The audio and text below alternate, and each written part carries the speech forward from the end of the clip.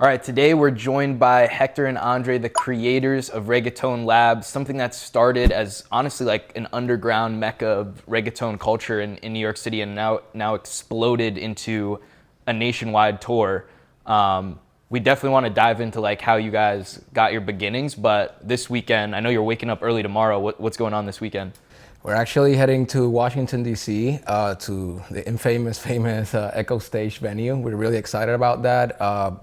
We've been traveling, like you said, with the Reggaeton Rave event, but we're really excited about this one. It's a 6-hour drive. We thought it was like a 3-hour drive, but look and behold, it's like 6. So we're really excited about that one, actually. Yeah. Not including bathroom breaks and other things. So maybe So it's more than 6 hours? We usually, like when we do like the Reggaeton Rave specifically, we hire like different local DJs, but this time, like since it's like home New York, we're gonna travel with like our crew from New York, like even from our door staff, DJs, like photographers. So wow. Do you guys do that for every show? Not for every show, particularly. We try to work, like he said, like to keep costs down, like with locals, because if not, then it just gets weird. But for this one in particular, since it's from New York, and we thought like we brought the original crew, like literally the original lineup that started with us. So. Wow. So you're covering like their travel and like hotel and everything? We always do, but in this time around, like we found we were gonna do like a little like field trip, so we rented a car. but we cover, we're covering the entire trip. Yeah. So, but instead of like flying everybody, getting hotels, it's more kind of like a family, because we started with all these DJs. We started with like that whole crew, like the door people that we work with us all the time. So we're like taking, the school bus basically, and we're renting an Airbnb. Yeah. We're going all together. For people watching, just give the overview concept of what Reggaeton Labs is, and specifically Reggaeton Rave. Like, what's the concept for the parties that you guys have been throwing? Okay, to put it in a nutshell, like Reggaeton Labs, it's, I guess, as a whole would be, we try to do different reggaeton events to cater different communities, if that makes sense. We try to do like the top 40 community, LGBTQ community, I guess now the rave community, et cetera, et cetera. And basically it's been working out like that for us, basically. It's like an umbrella of like all the events we've been doing. We started like as DJs, but then one party, then we came with like another party, and then we started growing up, and then we were kind of like, we just need to put all of these events into like one name, into one thing, and that's how like Reggaeton Labs started. It's a good point. Before that, like to his point, we started with this one event called Rosa Perreo, and that one actually started to grow, and then we started branching out, doing different events for different types of crowds. And then, like he said, like we needed to actually put everything together under an umbrella, and that's how Reggaeton Labs came about. That's dope. Is DJing still your favorite part of it, or do you guys like the production aspect more now? Well, I guess it's very personal to each. I mean, I love DJing. Like I won't never stop doing that in production as well. He's also like a DJ and producer as well.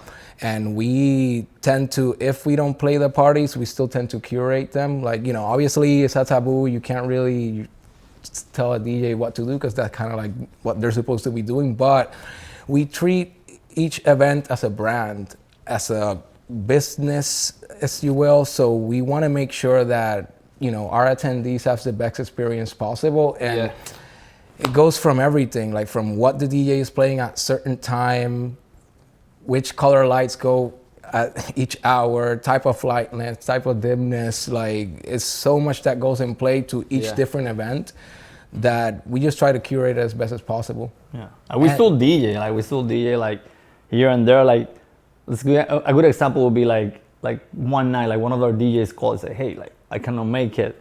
And it's like, "All right, are you in town?" Like, okay, let's jump in and we will do a set, and then until and the next DJ comes up. And then sometimes we'll actually like headline and do like DJ sets and stuff. Wow. But we enjoy every part of the process, because like I think it's more kind of like our background. Like I came from like an art background, he came from like a graphic design background, and that kind of like that's the whole kind of like concept behind the Reggaeton Labs. It's like this like art background that we have, but like we were DJs before, so it's kind of like we we kind of like play hand in hand with those things. So walk us through the evolution of the brand, right? Because you kind of anyone outside, it just looks like you guys just have an amazing brand on your hands, and it kind of just came out of nowhere, right? But obviously there's a lot of blood, sweat, and tears that goes into it, right, beforehand. So like, you guys were artists, you became DJs at some point, and then what was the inception of Reggaeton Labs? Why did you decide to start hosting your own events? That's a very good question. So I guess before, and we call this like the reggaeton worldwide boom. I mean, reggaeton after Daddy Yankee did Gasolina, it became popular, but it really became like a, animal, so to speak, like after 2020 with Bad Bunny dropping like 2 albums in a year.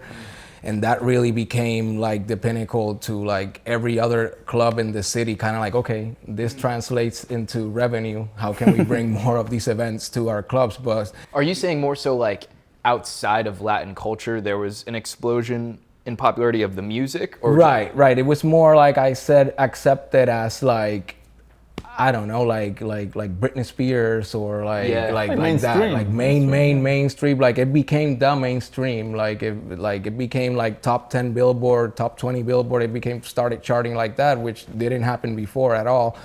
And that is when it became apparent to us that this is bigger than what we think. But going back to your question, we started doing events because there were no reggaeton events. Like outside, you had to go to a particular Latin venues in Queens or whatever. Like if you go to like a quote unquote standard like electronic music venue, no reggaeton events. So we wanted it actually to take the culture there because we felt that there's a need for it, there's a hunger for it, there's definitely people listening to it, like especially in New York, there's a huge Latino community. And we started doing actually events separate. Like we actually met at one event that I used to throw that still is a Fuego. It was more like a global base mixed with reggaeton event. And yeah, we met at that event. I guess I invited him to do one a Fuego with me. He played, it was a dope event. And after that, he brought the idea of like, hey, like, why don't we do like more like just reggaeton focused event? And I'm like, oh wow, that's like, yeah, sure, let's try that. So he invited me to DJ at it was a Thompson Hotel, was it? Or somewhere in the Lower East Side. Somewhere in the Lower East Side. We did he came up with the brand called Rosa Rosa. That was the first collaboration we did together. And you guys just loosely knew each other, or you were best friends? No, loosely like whatever, but we had like so much things in music-wise in commons, but we knew that we were very different people, and we understood that, oh wow, like I had a structure of, coming from the agency background, graphic design, art directing, and he's more like a visual, like traditional, like artist, painter, sculpture, DJ as well. So we kind of knew that there was a good yin and yang fusion, if you will. So every idea that we had, like since the beginning, like we disagreed so much, but it was always like a chill disagreement. Like no, I don't like that. And I'm like, okay, so why do you like X thing? That's how we do it. It's very interesting because like you kind of like, comes from a place of it's kind of like yin and yang. It's like hate and love at the same time, but it all works out and symbiotically like makes sense. So we did, I think it was like 2 Rosa Rosas or 1, I don't recall. A few, yeah. And then we talked about it and like, oh, that's kind of like, we need to brand it more, because that's when my experience came into play, like working, I'm not going to mention, but I worked with a lot of like different Fortune 500 companies in the past. And I'm like, no, we can really brand. Can we curse in this or like? Of course, man. Oh, can we really like brand the fuck out of it, right? So it's gonna work. And I started explaining to him the importance, why branding is important, with all these different examples and stuff, and yada yada. Like give him like a one-on-one on branding and marketing, because he was doing his own branding and marketing in his event, but it was very like, I don't know. He was doing it out of like just trying stuff out. But that's the thing, like going back to that question, like how do we start it? Like we had these different backgrounds. Like even though he was still doing like the art, the graphic design art part of it, I was doing like more like traditional artwork, but we were both DJs at the same time. So getting to build the company took like many years.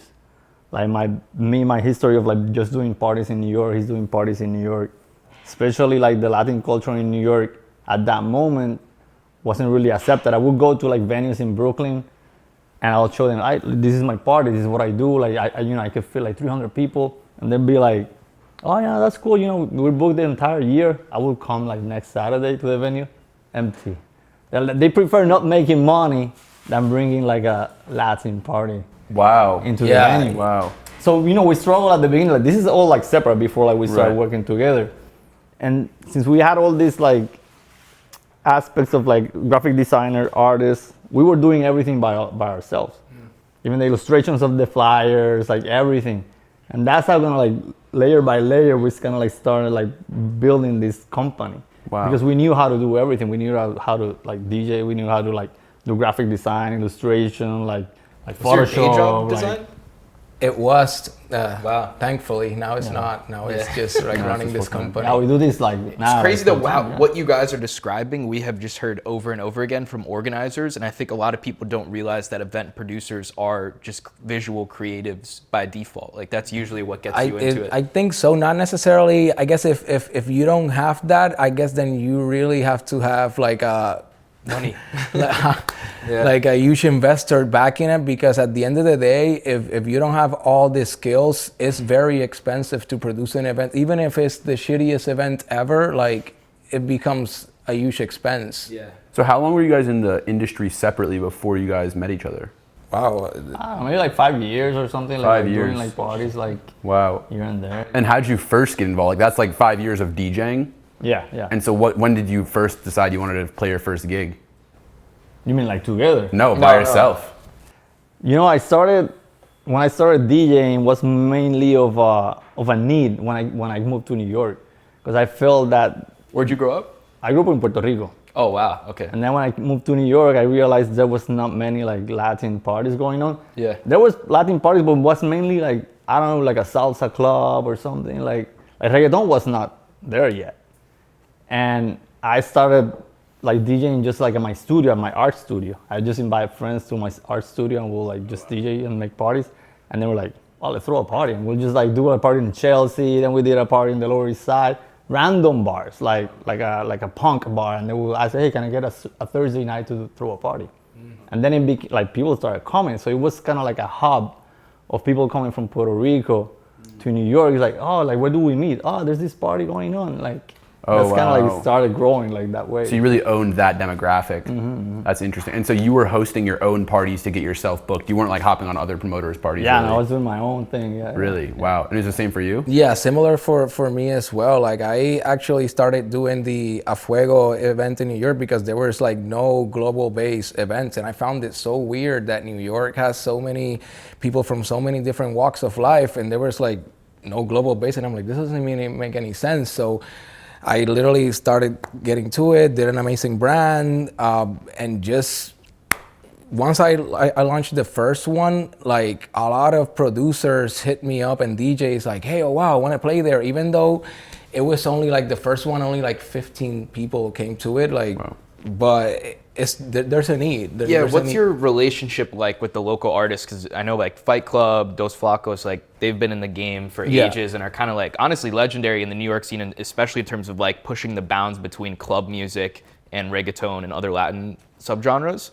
Like kind of talk about how you network with them, and then how do you build a brand that's interesting that you mentioned, particularly because I guess Fight Club, if I can recall back, how do I met? Where's Steve?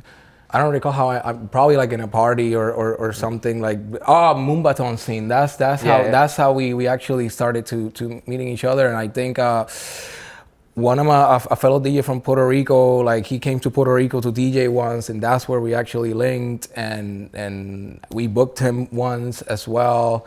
And then Dos Flacos actually kind of like joined forces with me A Fuego, and they became kind of like, I don't like to use this expression, but kind of like the poster childs of that project. Hell yeah. And that project became very, very successful, still is, and we kind of like carry that same crew, half of it or somewhat, to the Reggaeton Rave as well, and and kind of like it it worked for us, I think. And more so on that, actually, like the first Reggaeton Rave that we did is a funny story. Like after the pandemic and everything started to open up slowly but surely, and obviously everybody thought like things started to open, so everybody like, I need to hang out 20 times a day because the world's gonna end. Everybody felt that excitement, right? So we used to do Rosa Perreo at Bossa Nova Civic Club, and we actually got booked 2 dates in the same week, and we were like, okay, we need to make this work because, you know, everybody's struggling, everybody, not only us, everybody needed to make some extra money, right, at that time. And that was before they had the fire too, right? Didn't they have a big? Yeah, they did have a big fire, but I think before the fire, for sure. So that happened, and then like we were like literally in my house in Puerto Rico, we were thinking like, what are we gonna do? We can't do Rosa Perreo on a Thursday and on a Saturday. What are we gonna do? Like, and then we literally, it came like, I don't even know, like a blessing. Like he was saying like, like Rosa Perreo is our Reggaeton Rave, and then we both look at each other like, Reggaeton Rave. Like what is this? So that was the impetus for the name. That's crazy. Literally, it came out of like a need because we need to do two parties in like, and we were 2 like, days. yeah, sure, let's call it. We didn't even think anything about it. Yeah, let's just call it Reggaeton Rave. And then we started like Googling, okay, Reggaeton Rave Instagram. Nobody has that account. Yeah. Okay, and then I went like, you know, with my branding psycho ass on it. I'm like, okay, reggaetonrave.com, Reggaeton Rave. Like I took everything. And I'm like, dude, this could be something. And then we were, okay, so let's be like really specific about this. Let's just try to bring this rave culture to the reggaeton world, which at the time, I think this song by Farruko Pepas was I guess the first track that kind of like, there were obviously previous projects that mix electronic music with reggaeton, but that one was like the highlight that everybody's like, oh my God, like this could be done and it actually sounds cool. And you know, what's it called? Like the crossover track. I think that was the one that actually everybody knew. And man, when we put our heads together and we created that brand, and it was, to our amaze, like Bossa Nova, there were like 350 people that couldn't get in that night. Wow. And that's when we realized like, oh, like this is something, because we were doing Rosa Perreo for like 2-3 years. We always packed it. Yeah. But it wasn't like that. So it was like, wait, there's something here with this brand of Reggaeton Rave. And that one popped off because of the name, you think? Like, because you called it Reggaeton Rave? I think it was a factor of like being, I know it sounds cliche, like right place at the right time. Because like it was, I think, yeah, sure, the name, but it was also, like I said, the hunger of people going out because of COVID. And also, you know, the need of electronic music and reggaeton, it was like so fresh at the time. And particularly in the venue that we did it, Bossa Nova is known for always, like, you know, every ex-artist that you know, like in the techno scene or whatever. I don't know now, but like back in the day, like they stopped at Bossa Nova and like did like a surprise gig or whatever. It was like known for that. So I think people just resonated with the idea because we didn't even like promoted it like nothing. It was like, I guess, word of mouth. Like it was very, very interesting how that came about, to be honest. So and from that we did the following, we did like a theater in Manhattan. We was like, okay, let's take the risk. Wow. Let's do this like theater. Yeah, that was our, and then it sold out again. I was like, wait, there's something going on. That was our, I guess I would say like our very, like a big boy risk. Like, yeah, let's do it. Let's try to like I think it was like 800 cap venue. Mm-hmm. And for us, you know, that was like, wow, if we don't make this, like, you know, I won't get into the business, like actual business side of things, but you know, like bar guarantees, etc. Like, you know, all because at that time, like it was the pandemic, but he still had his agency job. You know, at the pandemic, I wasn't working at the pandemic, but before I was just doing my like artwork and like doing like art handling and like that kind of stuff. But the business side is important. Like, what do these deals look like? Are these structures? Like, obviously, you guys had to come out of your own pocket to like cover costs, right? To some extent, you had a lot of risk on the table. Like, what did that look like? Yeah, just like savings that we both had, and we just risked it. Like this is a funny story. I don't know if he's gonna be okay with me telling that, but for the longest time, I had to tell him like, we need to open an LLC. He's like, no, I don't want to do that. And I'm like, dude, we just gotta like, you know, it's something that we need to do. He's like, no, like, until like we actually opened the LLC as Reggaeton Rave. Right. I'm like, dude, let's just do this. Let's take this risk and whatever. So we took all of our savings and put it there, and that's how we got started. for our first big show and like book a headliner, which is Playero, which is like, I mean, he's like the godfather of reggaeton. He's, I guess, credited as one of the people who actually not invented reggaeton, but like kind of like put it in the map in the world. Like the pioneer of it. Like the pioneer, correct. So we booked him because we were like, okay, if we're gonna take this risk and this big venue, like I'm like very like, I guess he's gotten that lately from me. I'm like the gambler of the boat. I'm like, yeah, fuck it, let's do it. Let's take a bigger risk and go all in, because if the other one, 350 people stayed out, and this one is a bigger venue, if we bring this person, like, it sounds like a no-brainer to me. I could be wrong, but at least we tried. So like, I'm super glad like I convinced him to take that risk, because at the time, like, you know, like you said, we're coming out of a pandemic. This is all of our savings. So we're like, if it doesn't work. You need that balance though too within a partnership, someone that's like more realistic, but then someone that also wants to push the bounds. I was gonna ask too, like, speaking of someone putting reggaeton on the map, like, do you think that we're in kind of a Latin music renaissance within the US right now, and that we've already reached like the peak of how mainstream it's gonna get? Or do you think there's a whole nother level that it can get taken to? Because even a lot of the mainstream clubs in New York still aren't like completely there in terms of it being integrated. I think it has a long way to go in terms of like mixing it with electronic music, because I know there is a huge market when you have like Steve Aoki, Hugo, like there's all this like, you think that's bigger than mixing it with like top 40 and rap and stuff like that? Because there's a lot of rap reggaeton crossovers now too. I mean, top 40 is always going to be top 40. There's no doubt about that, because of many reasons, because there's like a huge funding behind that scene in particular. That's, you know, rain or shine. When they want a song to succeed, they're going to make it happen anyways. That's a good point. But I think in the electronic music, it's fairly new, and it's not like we don't have like 1,000 DJs that can be like, oh, okay, let me book like this weekend X DJ, X DJ that are going to fill a room. Like, we are proud to say that we're trying our very best to build that platform, like to find the DJs that are really good, that are producing, and like could potentially be the ones that are get booked outside United States, or vice versa, booking DJs from Latin America or Europe and like bring them into the platform. Yeah, that's a good point. That's something we actually want to build for the future, because you see it in the electronic music, like the DJ name is the name. That's the one that sells the tickets. That's the one that fill out the venues.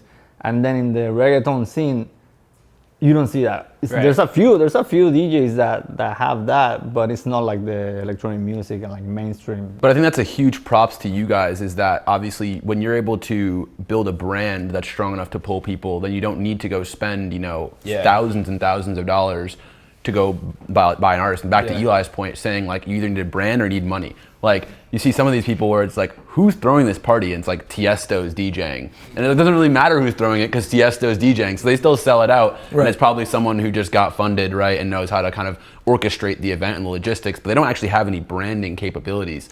On the flip side, you guys obviously, and also they might sell out that Tiesto event and make nothing. But I think taking a step back, right, like when you're doing the shows in the punk bars, right, and things like that, like, could you give people who are trying to get into the space some context on how much roughly do you have to put up in risk, right, before you can even host that event? And then how much can you expect to make back on like a 100 cap room? 100 cap room, it's a bunch of variables. It depends the type of, if we're talking like, let's say New York, let's say, obviously it's like everything. It depends the neighborhood, the day. Well, fuck punk music, first of all. Punk music's gotta be pretty hard to sell. That's why, that's the reason, like, these venues, these clubs, Posh supports all genres of music. I just want to put no, but like that's the reason, like these venues that were not doing like Latin music, like especially like reggaeton, they were like, wait, like these people spend money at the bar versus like, I don't know, like an electronic music or even like a punk show. They were like, wait, let's give the opportunity, because they're bringing money, not necessarily because they like the music, but that's the way we went in. Like, we got in with that advantage. Like I guess, Latinos like to party, they like to drink, they have to have fun. So they were like, this is catered for like another crowd, but let's see what's happening, and that's how, like, now we're like knocking on the door every day to like do reggaeton parties, when before it was like, no, you can't come in. Like, interesting. So you guys didn't have to really come out of pocket at all for like those initial shows? No, yes. Going back to your question, for sure. Like I was saying, like the variables is like, okay, you want to have one DJ, you want to have two DJs, three DJs. Do you actually want to do everything yourself, or are you going to hire a graphic designer? Do you want to document it? Do you want to hire a videographer, or you just want to record it with your phone? Do you want to put like ads? Do you want to like actually print physical flyers and like hand them out, post them? Like there's a lot of variables, and that's going to determine, if people come to your event or not. I feel that New York is very special in a way that when it sees something good in terms of brand, it kind of like it's very curious and like I need to check it out. I don't care who's going to be there, but just like the brand itself is so powerful that it drove you to go to that particular room. It doesn't matter what genre, whatever, you see something dope and you're like, I'm just gonna check it out once and see what happened. And more so if it's like free or cheap. Wow, interesting. So the brand is more important than who's going sometimes if you have a really good brand. At least I'm biased to that in terms because I come Having from a that great brand, background. of course, Yeah. So for me coming from that background and me knowing that that's the way the world works, I'm biased around that. Of course, like you were mentioning earlier, like a Tiesto or a John Summit or whatever, it sells by itself. That's the brand. The person is the brand. Right. So we are trying our very best to build brands out of like DJs and producers coming up because it's needed in the Latin community and it's super doable. Like it's not like what these DJs are doing is amazing, but somebody that wants to like live and breathe like producing and DJing can very well make it. It's just that step of like it's very hard to make it I guess in anything in life unless you like say this is what I'm gonna do and I'm gonna burn every single bridge behind me and I'm just gonna like I don't care the struggles, I don't care, I'm just gonna keep on forward and doing this. And that actually our company and our ideas, it was like this, and then it went like this, and then one, like, he actually convinced me to like, yo, you gotta let go of that job. And I'm like, dude, I like the life I have. That's like, dope I'm that very you could- comfortable. Like, and he was like, I was like super scared. I was like with the email and draft. Like every time I was like, gonna send that it. took months, like to convince him to quit his job. Wow. To like join force like full time with the company. Wow. Yeah. And so now how long have you guys been full time? 22, right? 2022. 2020, Oh, wow. 2022. Wow. Yeah. So like that's yeah, two years. Where do you guys since- work at it usually? Like, are you like being in the same room or you just do everything remote? We move around. We like, move like, around we both, live yeah. like probably more half of the time in Puerto Rico, half of the time Oh, in New shit. York. That's So we're dope. always like traveling. Yeah. I was gonna ask too, like, with the tour, because I think something that's interesting about your brand is how you were saying, like, you have resident DJs that a lot of people expect. So are you like integrating local talent in the cities that you're traveling to, or are you more just bringing the team like you said? We actually prefer it to be that way because part of from us being artists and DJs, we just don't want to go to like any town with a brand and like just put DJs to and that's it and fill up a party. Like it's very important to us that if X DJ is the one that kind of like caters to that community like every week and it's a resident DJ, it's important to us that DJ also gets an opportunity with our brand as well, because if not, it's just like we don't want to be like conquistador vibes and just like Every time we go to a city with the Reggaeton Rave specifically, like we look for like local DJs. We fly some of our DJs and then complement with like the local scene too. So Yeah. Very interesting. And are the DJs doing a lot of the promotional work, or is the brand pulling the weight? it's the brand. It's the brand. It's the brand. It's us. Like we literally like we wake up like coffee and just like get on the computer and that's it. Like and we don't stop until like we're like literally tired. Like So what does building an event brand look like today? Like obviously at the beginning it's just like hosting good events creates word of mouth, right? But today, like, how are you guys making the brand stronger? Like, what does that average day look like? Is it mostly paid ads and stuff like that, or? that's just like a small percentage of it, to be honest. The big bulk of work comes from like a lot of brainstorming between him and I, like a lot of brainstorming, a lot of like, I guess looking at other industry, not necessarily because we don't want to do what somebody else is doing. You know what I mean? So like, biggest example is like, I could, it's gonna sound weird, but I could look like at an architecture company and I'm like, okay, why are they branding this house the way that they're branding this house and their designs or whatever? And I grab from that and I try to apply it, even though when you see the final product, you're like, what the hell it has to do with reggaeton? In my brain, it has to do a lot because it's more like, you know, even you guys, like, you know, your brand is like really simple, clean, but at the same time it has attitude and it relates a message, and that doesn't come because you just sit down and are like, I'm gonna make this. No, it really makes the difference between all the other ticketing platforms, and you like stick out as a brand 100%. And also like when you're building a brand, like it doesn't have an end, meaning like it keeps evolving. Like that's like a daily thing. Like even like for example, like today, like we're like working at one of our events, and then we're looking at the flyers and everything. It's like maybe that flyer's been going online for like a month, and we're like, you know, let's tweak it, let's change something to it. So we always like constantly like reinventing the brands, like twitching. Yeah. Going back to the tour, how do you guys determine which city to do next? Interesting. I guess there's many approaches to that. We do have a different partner that helps us with that actually has like another touring brand, and he actually has gone to these markets, and kind of like we piggyback off of him, like relating like, okay, this work, not necessarily it's a different event, but he kind of like already went in, so he it might work, it might not work, etc. Interesting. So they're kind of scouting what markets reggaeton is popping off in. Right. With Yeah, you know, partners, of course we wanna hit like the biggest markets like Miami, Chicago, LA, but then we're starting to like go to like New Orleans, Pensacola, like different places. Do you think that the value of the brand is creating a reggaeton presence in places that it doesn't exist, or would you go into maybe Latin America and try to build a brand there?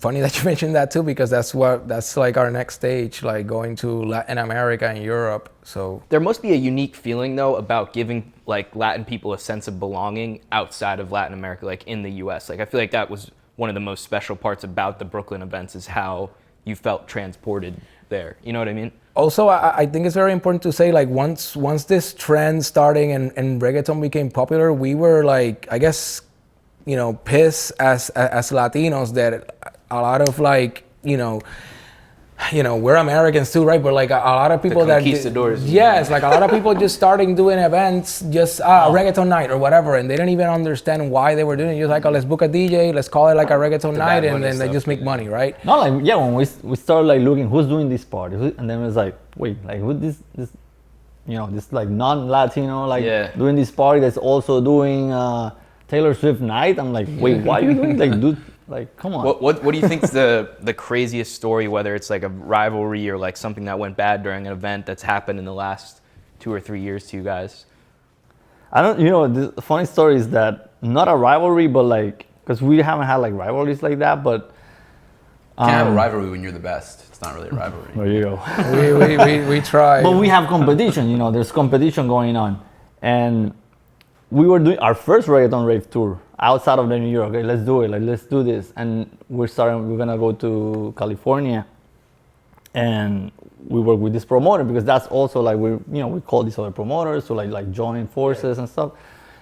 And we're gonna do this event of Reggaeton Rave in California, and then like 4 or 5 days, like the band's about to happen, and we call the promoter and say, hey, so how's it going? It's like, wait, what party? Like, what are you talking about? Like, what day? We were like, oh my God, like we're gonna go to this new town and throw this party, like 800 capacity, and like the promoter doesn't even know what party it is, what's the name of the party, you know, the date. It was like, we need to like find a solution. So we started contacting other promoters that we know it was our competition. The venue was booked?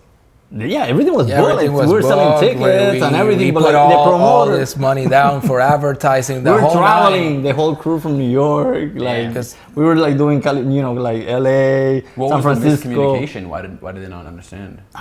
We don't, to this day, we don't know. You guys had meetings about it, everything. They just I just think at the end of the day, my personal note on it, I think for the promoter was just okay, like another cash, filling up a room, another cash grab that, you know, whatever. Like, so did you save it? You got another promoter? No, so we just, that's the thing. It's like one of our competitors, we're like, we're just gonna contact them. It's like, hey, this is happening. Like, you wanna work together? And boom, like it's like, okay, yeah, come to my venue, like let's do this, let's partner up, let's do this party together. It literally worked out. He had coincidentally like a night open from one of his events that same weekend. So in like 4 days, he literally like closed down his other night, his other event. We switched it over to his venue, everything, and like we packed it. Wow, damn, that's dope. Yeah, it's a really interesting. Like I feel like that happens. Like we've seen that happen a lot in the nightlife scene, especially in New York too, where like people will be rivals for a little bit of competitors, and then they're able to do a collab. I think there's something good to be said there. Like you know, don't be afraid to reach out to your like rival or competitor or whatever, because at the end of the day, really at the end of the day, not to get into financials, but everybody wants to make money at the end of the day, right? That's what Jay-Z said. You don't have to lose for me to win. Good quote. I mean, it's a really good quote. I just think that at the end of the day, like, and not, you know, financials aside, like, you know, when you meet like real people, real promoters that are into this event producing thing, not because of that, yeah, sure, financials is a part of it, but like because they love the music, they love like nightlife, they love like, you know, the smiles on people's faces, and when they go out and they listen to music, the lighting works, everything is the way it's supposed to be. There are, you know, partners out there that are like that, which luckily we get to work with them, and that's when everything comes together, and it's an amazing experience for everybody. Like, you know, literally like our partners like range from like 20-year-olds to 40-year-old pluses, and like the conversations that we have is like little kids, like, oh, you mean, you know, the light is going good, oh my, like this person has amazing, oh, look at this picture, like everything went well. So it's kind of like, you know, I guess never stop like collaborating, if anything. Yeah. Goes a long way, to be honest. What's the biggest thing we should look forward to with Reggaeton Labs this year? I think right now we just closed a deal, and we're gonna premiere the Reggaeton Rave in Avant-Garde. Not Holy like, shit! Wow. So, you know, in the smaller room, but it's still like, you know, it's a big step for us, to be honest, because that venue is like, I don't know, legendary, not just in New York, but like, I don't know, in the US is globally. Globally. So for us, that's a very big move. We haven't gotten to Avant-Garde yet, but we will. But for us, it's like starting over, and that's how we never think about, like, you know, when we first found out that we were going to do that, it's like literally it takes me back when we were doing the theater, because it's like the same risk all over again. We're putting down a lot of like our money down to make this happen, and we don't know what's gonna happen. It could fail, and then we're like, oh shit, but like we just, you know, finally, like I got him to a place that he's now, I like to call him, like he goes to the casino with me, like he's like, oh yeah, okay, like whatever, I believe in you, let's do it. Like he doesn't like question it a lot, but like it's definitely like big risks, and you know, if you can stomach the losses, then you shouldn't deserve the wins either. Facts. Amen. And also as a like Reggaeton Labs, as a brand that makes events, we want to get into, you know, producing like music also. Like all these DJs I've been working with, like we have a platform for them, but we want to elevate the DJs as well. Like a mixtape or something?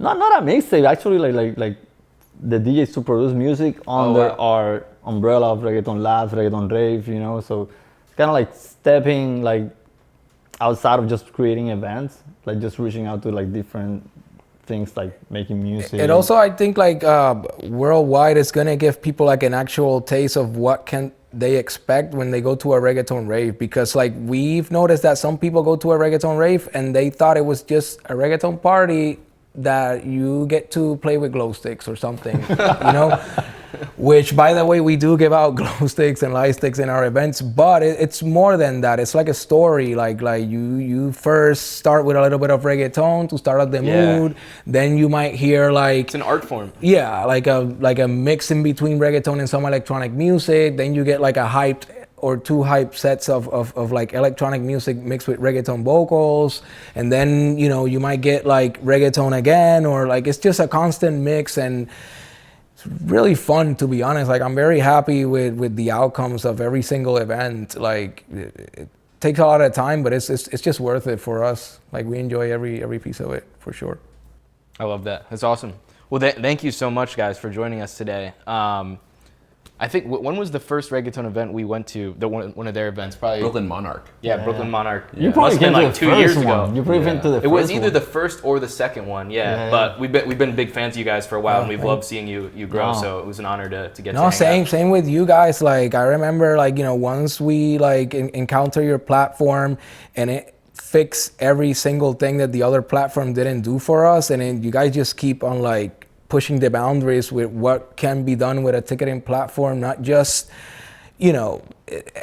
every single details, like from just having meeting with us, like how can we make our platform better. Like it's like you care, not because of, it reminds us of our work ethic a lot. Like you actually care about the community itself, meaning the community of event producers, and also obviously attendees as well. Yeah, hell yeah. Yo, thank you so much, bro. Thank you guys. Appreciate you Thank guys. you. Yeah, welcome. Yeah. Thank you, man. Cheers, guys. Thank you. All Cheers. right. We're excited to see what's next for Reggaeton Rave, and we'll stay tuned. Where can people find you guys if they want to follow along?